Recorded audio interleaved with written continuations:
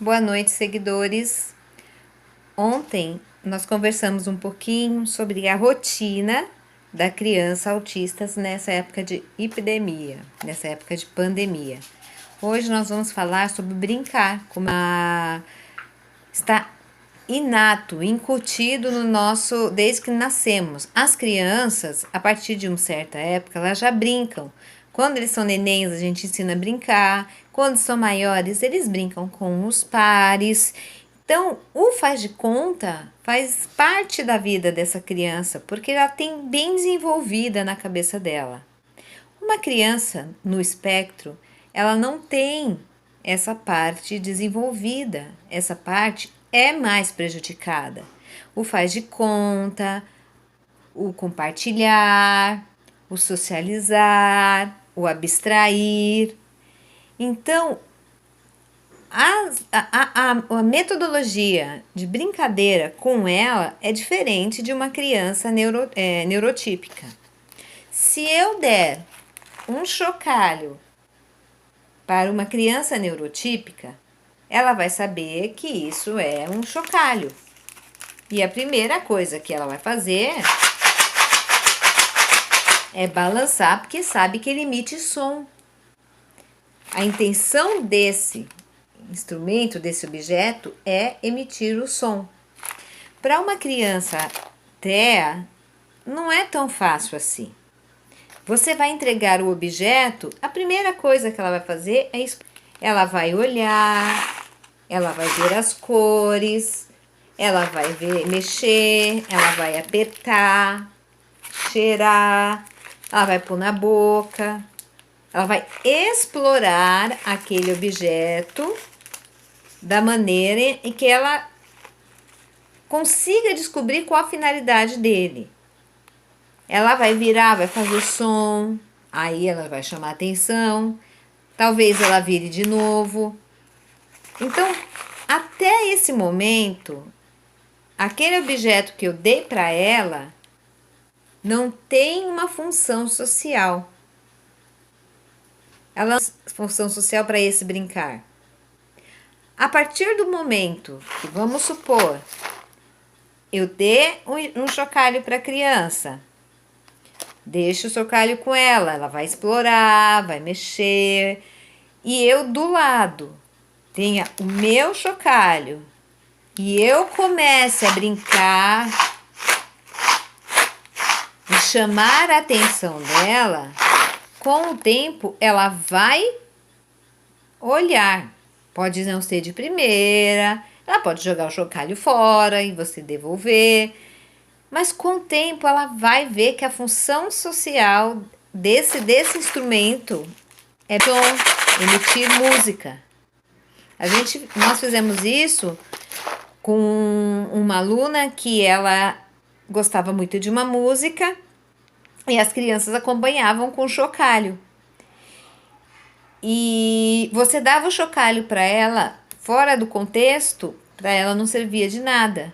Mas se você começasse a cantar a música, ela pegava o chocalho, porque ela sabia que a função desse objeto era acompanhar a música que ela estava cantando. E assim com todos os outros objetos. Para muitos pais que dão carrinhos para a criança, para os filhos, é inato. Já está incutida na criança. A criança sabe que o que é brincar de carrinho. Eu vou pro trânsito, eu vou dirigir, eu vou fazer o barulho de brum, né? Eu vou passar pela estrada, eu vou correr. Para uma criança dentro do espectro, isso pode não ser tão claro assim. Você deu um carrinho, é um objeto.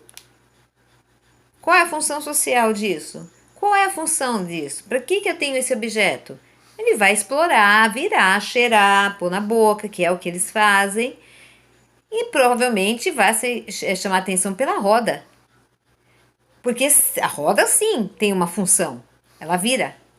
Ela chama a atenção dele porque ela vira. O carrinho em si, não. Então, nós temos que ensinar as nossas crianças a brincar. Vamos distribuir os cubos coloridos de encaixe no chão, ou as peças de encaixe no chão. Vamos ver. Ele vai explorar, ele vai pegar, ele vai cheirar. Você começa encaixando, fazendo uma pouca interação. Peças. Vou colocar uma peça na outra. Pouca palavra. Ele vai estar prestando atenção até chegar ao ponto em que ele vai começar a encaixar. A partir desse momento, você pode colocar várias outras finalidades para a mesma brincadeira. Nessa parte, foi a parte de coordenação motora fina, encaixar uma peça na outra. Mas podemos fazer outras? Vamos saber as cores. Cada cada peça que ele pegue. Amarelo. Aí ele encaixa. Azul. Desta maneira. Palavras curtas. Deixando que ele explore. Ou então, os números. Vamos ensiná-los a contar.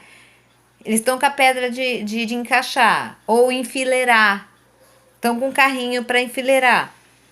Vamos aproveitar esse momento, vamos contar. 1, 2, 3. Vamos dar função à brincadeira. A bola. Eles têm muito medo, às vezes, de pegar, chutar. É um objeto redondo, eles não têm. Você ensina para cima e pega a bola. Você joga para cima, pega a bola.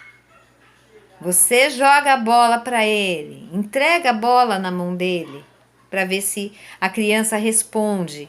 Então, são estratégias que a gente usa para ensinar essa criança a brincar no dia a dia.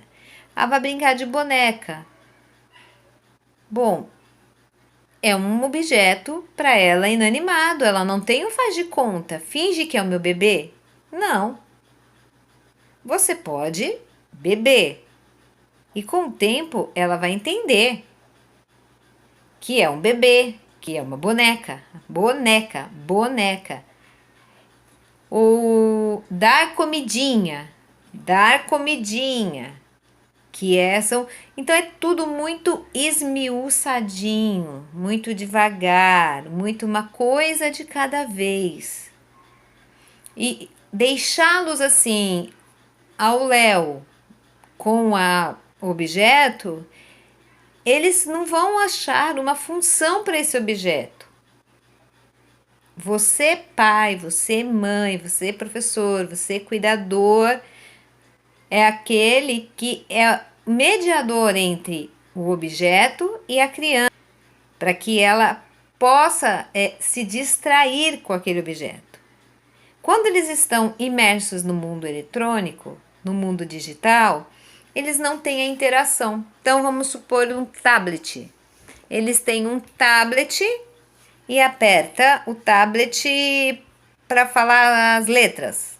Aperta A, aperta B.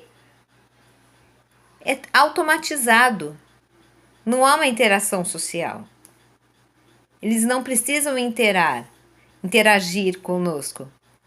Agora, nós com o alfabeto móvel, vamos fazer o alfabeto. Vamos pegar o alfabeto móvel grande, pequeno, e entregar. A, entrega para a criança. B, entrega para a criança.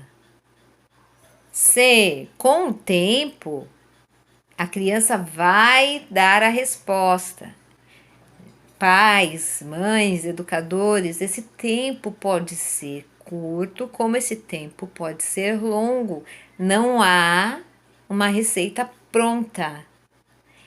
Vai de criança para criança. Característica única. É uma junção de características comportamentais. Tanto que a uma atividade eu posso dar a uma criança no espectro que vai surtir, aquela intervenção vai ser boa, e para outra criança essa intervenção não será boa, não vai surtir o resultado que eu esperava. Aí a gente entra na tentativa e erro. É cômodo, nesse período de pandemia, deixar a criança o dia inteiro ou na televisão ou no tablet? Eu vou confessar para vocês que é. Tem muitas vezes que nós realmente ficamos bastante cansados com toda a situação e essa é a folga. A minha criança ela é neurotípica, ela não tem, não está no espectro. Mas se eu deixar, é o dia inteiro no tablet e na televisão. Qual é a função da mãe, do pai, do cuidador? É tirar a criança dessa zona de conforto. E isso vai nos tirar da zona de conforto também.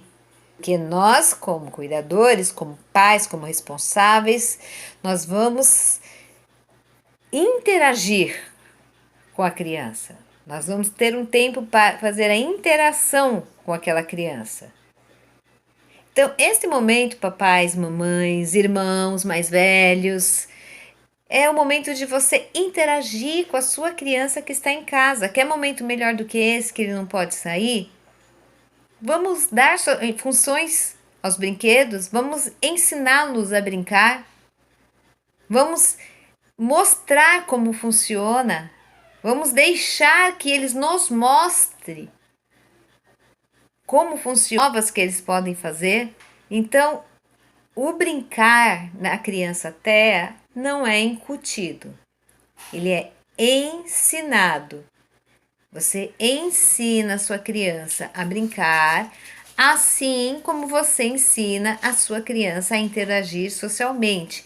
Ah, mas ele não sente prazer na brincadeira. Ele sente. Ele sente prazer sim na brincadeira. Ele quer brincar. Ele quer fazer parte. Mas para ele é muito distante, é muito difícil, ele não sabe como. Como eu chego, como eu faço, eu começo.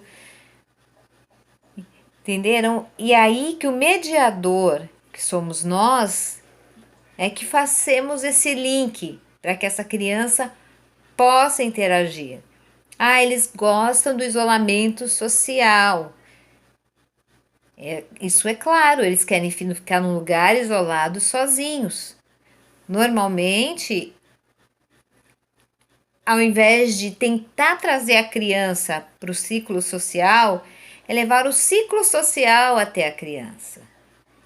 A criança está brincando num cantinho e todo mundo brincando de um lado. Vamos brincar todos num cantinho junto com a criança. Vamos conversar entre si, vamos tentar chamar a atenção dela. É aos poucos fazer essa imersão. Eles não fazem por não gostar, eles fazem por não saber, por não estar já um botãozinho ligado na cabeça deles. Mas nós conseguimos fazer isso trabalhando aos poucos, com intervenções. E essas intervenções são muito importantes, porque o brincar antecede o aprender. E se a gente não desenvolver esse brincar, fica difícil. Eu dei mais algumas dicas sobre o brincar. Espero o like de vocês, que vocês se inscrevam na página. Qualquer dúvida vocês podem perguntar que eu respondo. Amanhã eu vou falar um pouquinho sobre a rotina da criança hiperativa, porque nós temos vários casos de crianças hiperativas que elas estão meio ainda que um sanduíche, elas não estão entre as crianças típicas, mas também elas não estão entre as crianças com deficiência, e é um público que é amplo. E nessa época de quarentena, eles devem enlouquecidos e os pais também. Então, vamos tentar juntos desenvolver estratégias para poder passar por esse período de uma maneira mais leve. Então, amanhã a gente fala das crianças hiperativas. Tudo bem? Um beijo a todos. Boa noite.